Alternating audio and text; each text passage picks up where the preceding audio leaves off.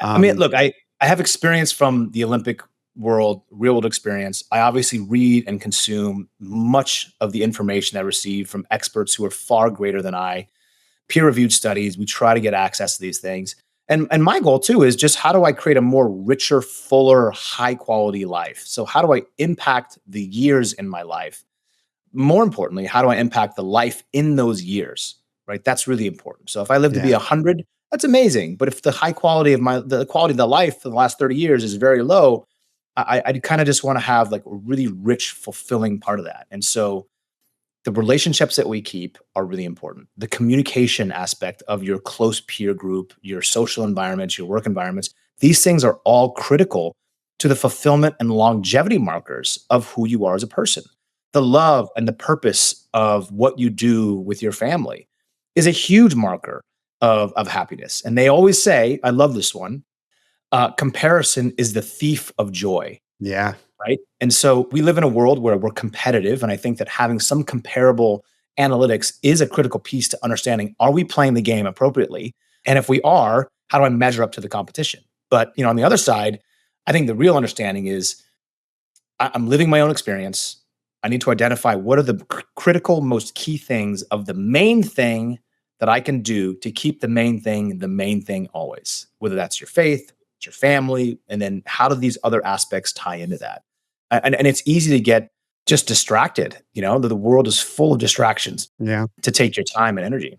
Especially at the click of a button or the drawing of a vape or whatever, these dopamine hits. I mean, if everything is dopamine, then nothing is dopamine at some point. That's right. And I always say, like, preserve the dopamine, because that is, there's a great podcaster, Andrew Huberman. He talks extensively about using the power of dopamine. And I love the way that he blends his approach of using diets and peer-reviewed research and using the dopamine crisis as a way to actually enact and engage drive and resilience and strength. And he does it so beautifully. And so it's a reminder that this mechanism is this amazing pharmaceutical bin, chemicals and hormones and responses. And we can actually change this through just certain types of behavioral tools that are small and minute, and done over time, they compound for these radically huge differences in the way that we live our life. And that's what we like. The problem, Seth, is that we've been taught and trained through these dopamine devices, through this world of instantaneous feedback and gratification. That's not the long road, right? I want to take the shortcut. I want the short thing now.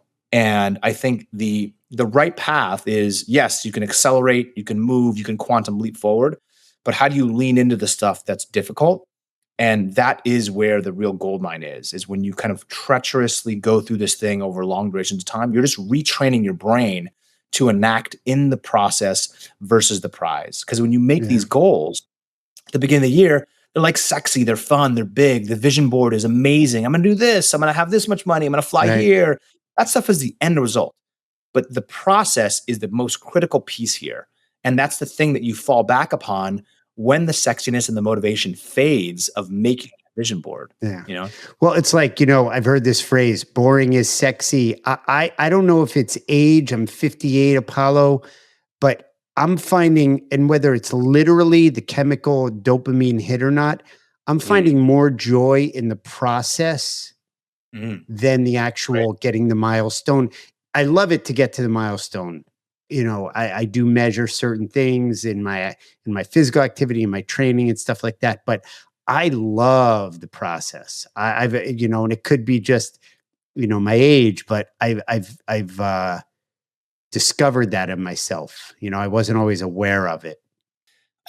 The process is difficult to lean into, but I think if we can do an analysis of people who we find very successful in all of our different niches of business, right? Whether it's in hospitality, event planning, speaking, entertainment, real estate, whatever the industry is, I think the commonality is that those who do really well are the ones that love playing the game.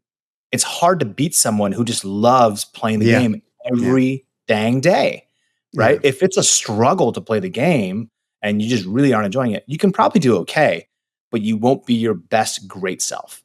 And so identifying the elements of the game that you really like to lean into, and then realize it's never perfect, right? Like not everyone can be a rock star for 50 years, like Kiss or whoever these bands are, Bon Jovi, and still play many, many years later and still be celebrated doing what he loves and is the best at it. That's very rare, right? So athletes, the perfect example. You do something great for like 10 years, maybe 15, maybe 20, and then there's a new identity that has to be formed. And me going around in circles and spandex is not exactly the most conducive to a boardroom or an investment meeting, right? Like it's got some similarities of like not today. Not today. It was, but not today for you. Not today. I mean, it may get some laughs if I show up in the in the boardroom with like a skin suit on, racing suit. So anyway, you get what I'm saying. Yeah, totally. I think that you touched on some really important points in a way that like your keynote, that our audience can really take away and deliver it, and that's why they come here. I'd love to hear from everybody in in the comments about where you're having breakthroughs or struggling, whether it's with sleep, nutrition, your achievements, any breakdowns, breakthroughs. Our community loves to participate there. We're going to put all of Apollo's information in the show notes as well.